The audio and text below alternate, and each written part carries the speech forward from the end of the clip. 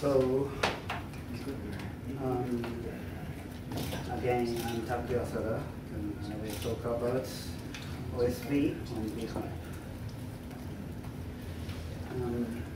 Maybe most of you don't know what is OSP. OSP is a new open source operating system which is designed for to executing the single application on top of hypervisor, and it's may get better performance than the typical operating system, and it's easy to manage. And, most of code developed by Cloud Systems. It's Israeli startup company, and core members came from Kubernetes. Kubernetes is the company which developed KVM, and it's bought by Red Hat in 2008. And so, because of this, CTO is Avi Kiviti, he is part of KVM. And official site is osp.io. You can see the more detailed operating system, and we are open sourced or code, so we just using GitHub to developing the operating system. So let's describe about OSP. On typical development scenario on cloud system, you have hardware and hypervisor, then operating system, and if your application is Java application, you have JVM, and you have application server, then your application is top of it. So there are so many layers, but for some use cases, it's not really necessary to have such huge layers, and some layer has similar feature. So there is a feature duplication between the layer. For example, operating system is main feature of operating system is isolate application to prevent access hardware or abstract hardware access from application. But hypervisor doing similar thing nowadays, and you have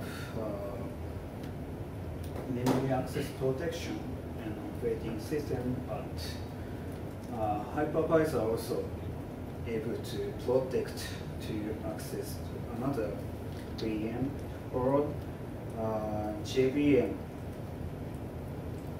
can provide memory access protection. So there is a feature duplication between the layers. So if you remove the duplication and make more thin layer to run your application, it may become much faster, or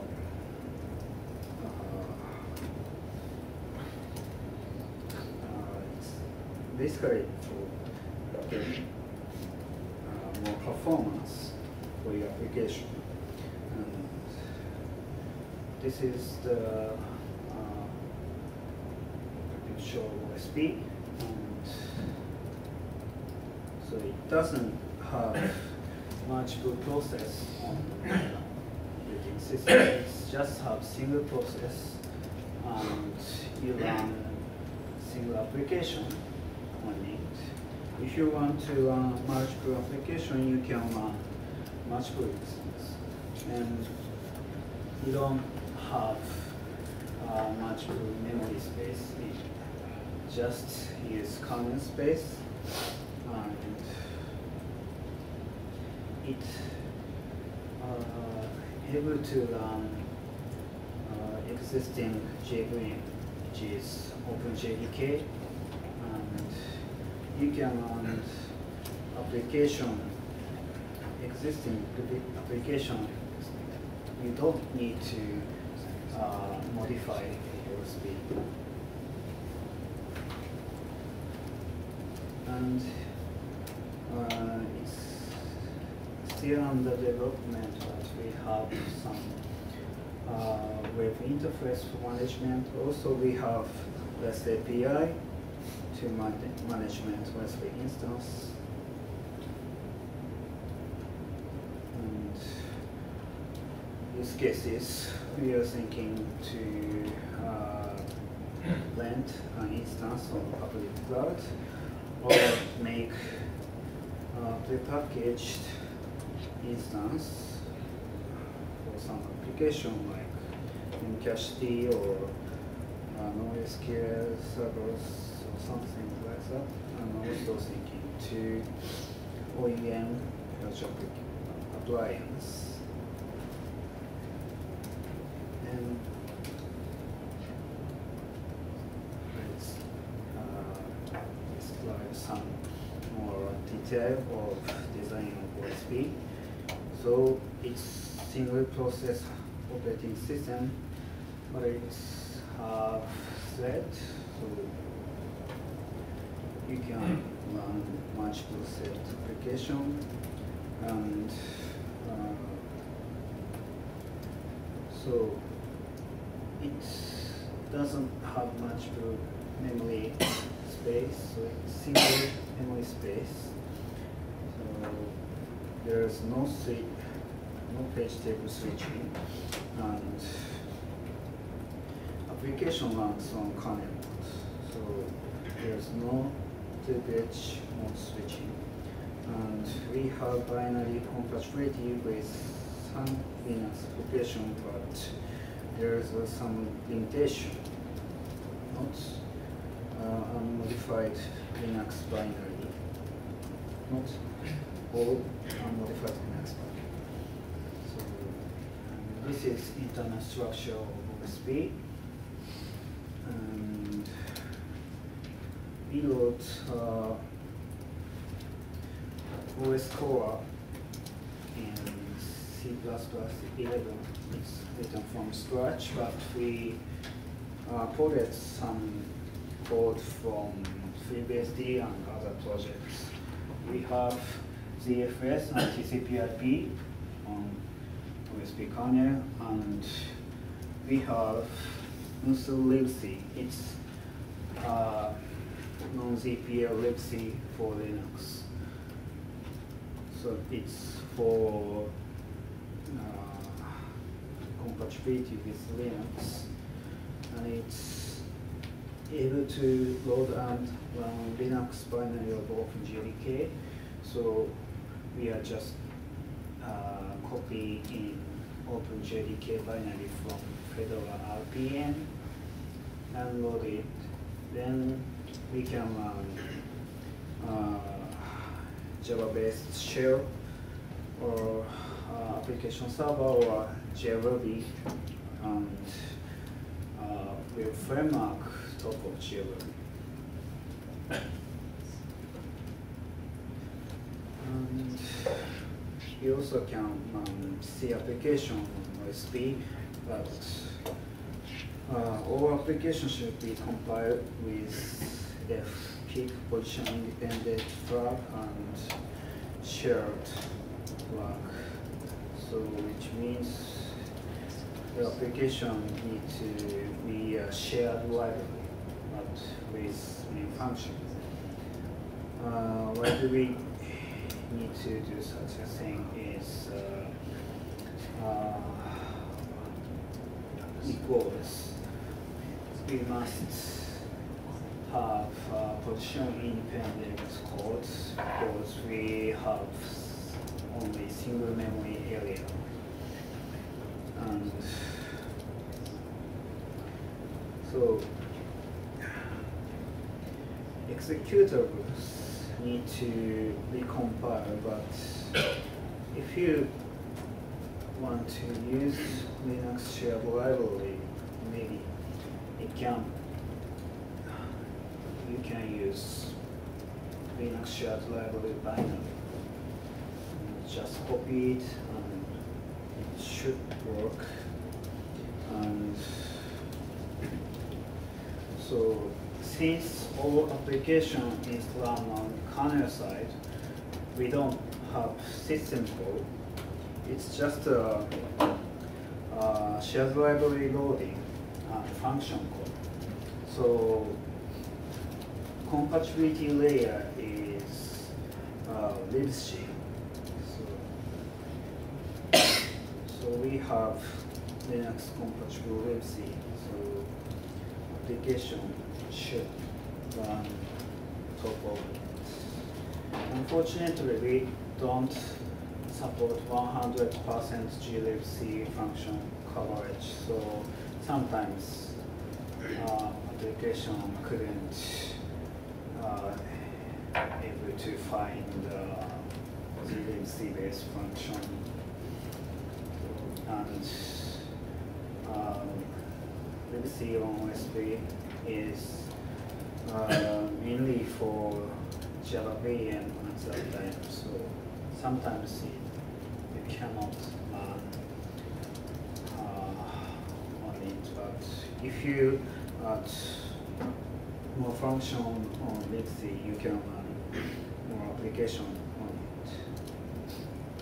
And we only have few applications at this time, but still we have OpenJDK, and we are able to run Cassandra, Tomcat, top of it. And also we have few more applications which is based on C application like HA proxy, memcached, and there are some game, Rouge, and I put it in Ruby, which is embedded version of Ruby, and we also have Sprite, and there are some benchmark application like NetBuff. And right now we are supporting Linux KVM and Zen, and we are working to support more hypervisor. We are working on VirtualBox and VMware, and we have few device drivers. Most of them are PB devices like bhyve and Zen PB drivers and VMware PB drivers, and we also have CRATA, IDE, and Comport, VGA console, and HBit clock driver, and that's it. So I wanted to support OSP on bhyve. So device driver should work on bhyve because it's using bhyve and Comport. We already have it on bhyve. So I thought main problem is bootloader, because bhyve is depend on BIOS, but OSP doesn't have BIOS, so need to implement OS loader. And also there's no way to boot OSP and grab to bhyve at this time. We need, even if we do that, we need to do additional work on grab to bhyve. So I try to implement a new OS loader for just for OSB. Most of code are taken from bhyve load. And still work in progress, but I could launch OSB entry point and get some kind of message. So I think I already talked about before the first presentation. OS loader on bhyve does boot procedure not on VM, it does on host OS side, and it usually launch OS from 64-bit mode, 64-bit entry point of guest kernel.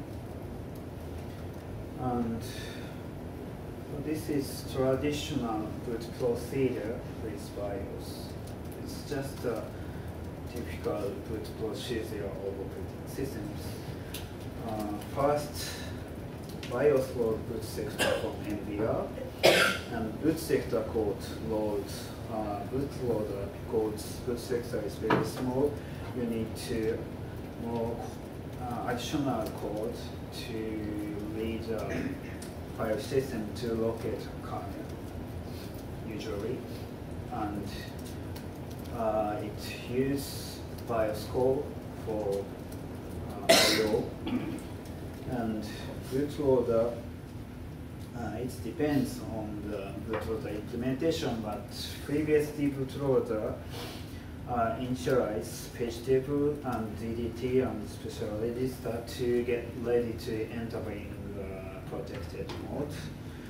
And bootloader locates and loads kernel from file system, UFS or ZFS, and also it uses BIOS code. And bootloader switches to protected mode if the kernel is 64-bit, 60-bit mode, and jump to the kernel entry point. How to implement it on bhyve OS loader is do most of the things on host OS side.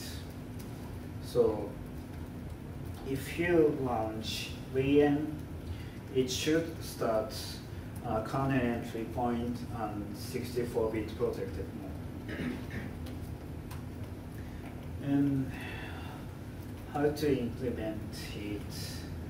So you can read assembly codes on bootloader, and you can translate it to C code on host, which runs on host OS, but there is no converter or something useful things. You can just do it manually. And for example, if you see BIOS in 10, you can use printf, or in 13, open disk image and read, and or assembly code accessing memory. You can map the guest memory. This function vmap3pa is derived from libvmm API library, and you can pass offset and length. Then you can get a pointer of the guest memory area, and you can do netcode. Or if the assembly code set register value, you can set a register value by vm set register function. Or if it's segment register, you need to call vm set desk and vm set register, because the syntax is a little bit different from normal register to set a value.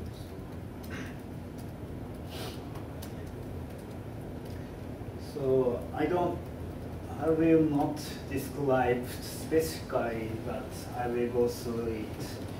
So OSB had two assembly codes. One is boot 16. It's MBR boot sector. It's loading kernel argument from disk and kernel F binary from disk, and get memory map and enter to kernel entry point. And this is disk image of it's a little bit strange because it doesn't place kernel on file system. It's directly placing the kernel image on the fixed sectors. So kernel starts 128 sector, and also we have kernel argument on disk. Is a bit weird. We have kernel argument from sector 1, and so what MBR boot sector do is load these things on memory and launch entry point on the kernel image. So I have some assembly code from the boot 16.s. So this code loading kernel argument command line. So it's calling int 13 ah42h. So 42 and int 13, and there is a struct for this call, and it indicates the number of sectors and offset of the sector. So, and this is the format of the BIOS call. And read it and sync and convert to C program. So you can get a memory address by mapping function and read from disk image to the memory address, and that's it. And there's also some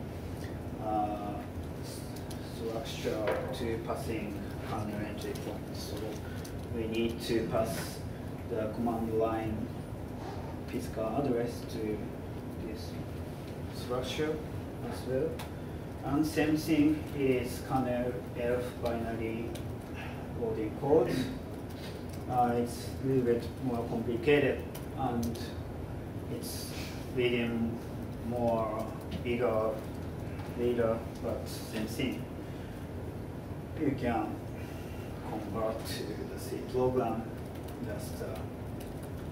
Just use read, and it's also calling E820. It's query system address map. It's BIOS call to get a memory map. So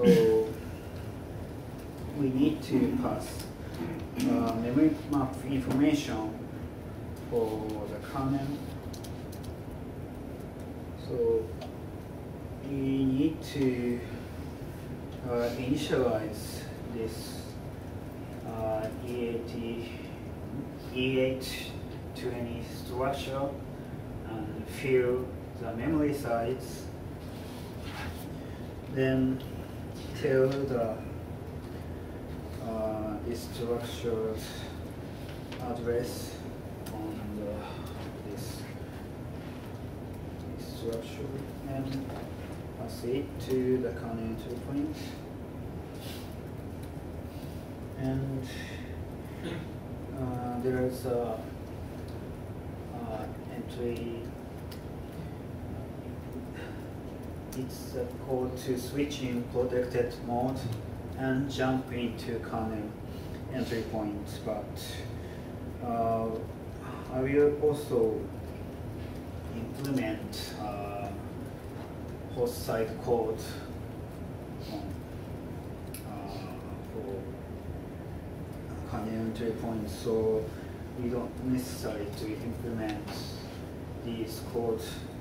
Just we need to this register initialization code, so it's just to set register.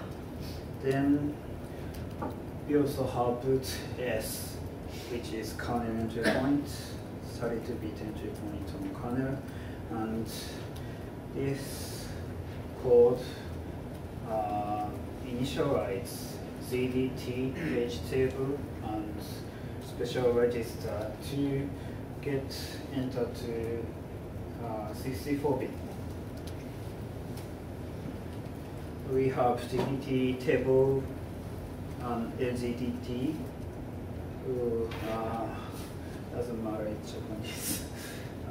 So we can initialize ZDT and set the address of ZDT on ZDTR.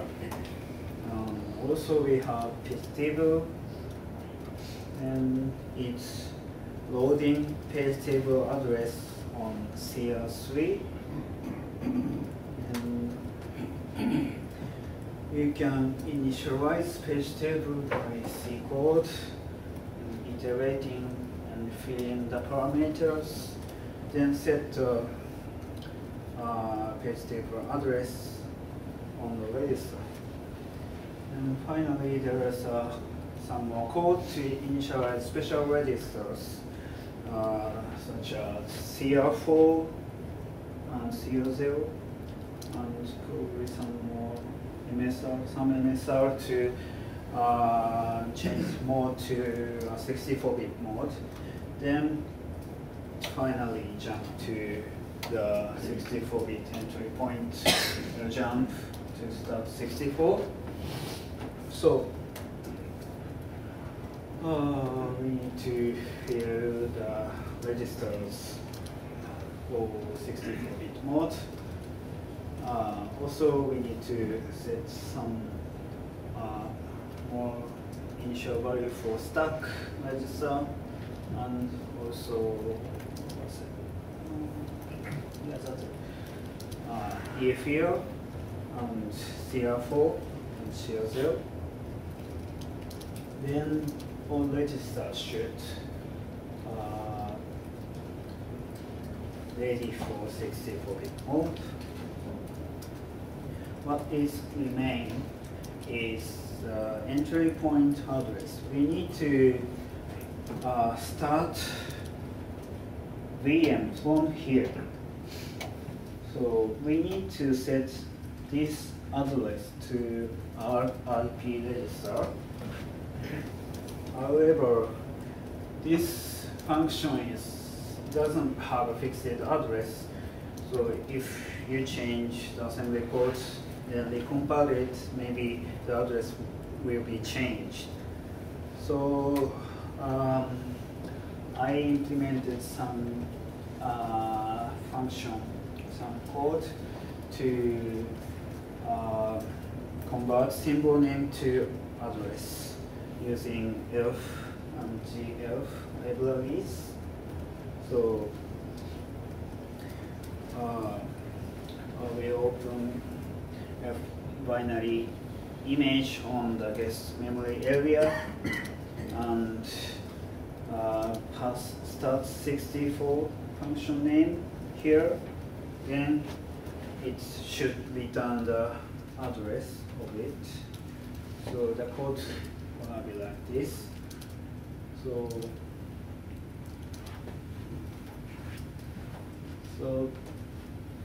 this is the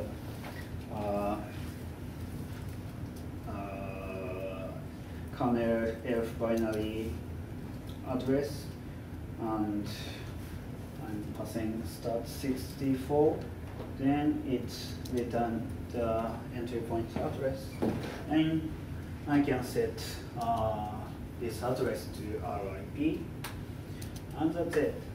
So I could run OSP on bhyve. Unfortunately, I got assertion because there is no HPET device on bhyve, at least at that time, and I probably working on FreeBSD10 for this test, so there is no HPET, so this start from HPET drivers, so maybe we can some more work to resolve this. Then yeah, the document status, I think OS loader is nearly completed, but we need some more work to fix device driver to get root OSP. And sadly, recently OSP changed some boot code to support compressed kernel image, so I think I need to change implementation of the author to support kind of image, but maybe I'm already here to come close to boot OSP on bhyve. And this slide is, that's it. Any questions? To run a Linux program or just to run in OSV, it has to be static link, yes? So the program you run, is that, yeah? You just put, you just need to put your application on the OSP file system, and OSP it can load the application, but it doesn't support executables. You need to recompile. If your application, all application is executable in Linux, but we have some limitation on OSP, so there was it. So you need to recompile with this works. And if you turn the application into a shared library and yes. load it into yes. OSP, yes. you don't actually execute an application. So OSP application loader is shared library loader. Thank you.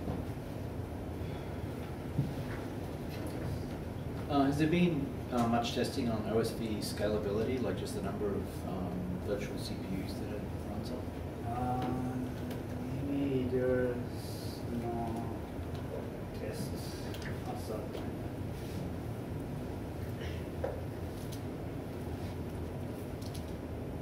Maybe we are testing 4 CPU or something, but not much. I think.